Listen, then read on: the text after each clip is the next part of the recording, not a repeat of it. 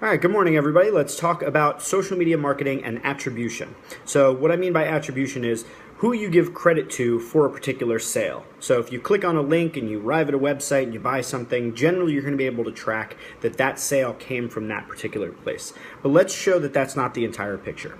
This morning I was eating breakfast, and as I was eating breakfast I was browsing through my Instagram feed and came upon a sponsored post, an ad. And that ad was for MVMT watches.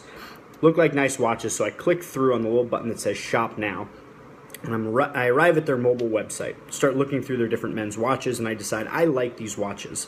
But here I am at 6 o'clock, I'm eating breakfast, and I'm just not in the mood to buy a watch. So I decide I want to save this for later. But inside the Instagram app, there's no way for me to save this link as either a bookmark in my browser or to Pocket, which is the service that I use to save links for later.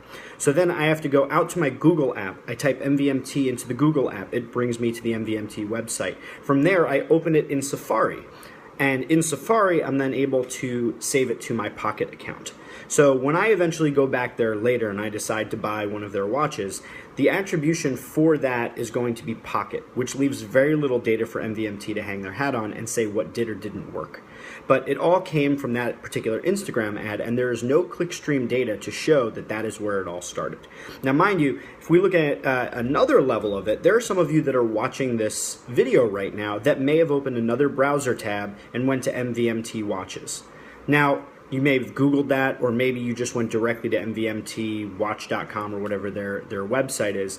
And if you were to buy a watch, the attribution would go either to Google or it would just come direct, and they would have no idea where it came from, leading them to possibly believe if they look at their click-through rate on Instagram or they look at the number of impressions, they might view it as a failure when in fact that Instagram ad led to me going to the website, saving it for later, and then creating a video that talks to you about it. And I think this highlights one of the issues in social media marketing, which is that it's not linear.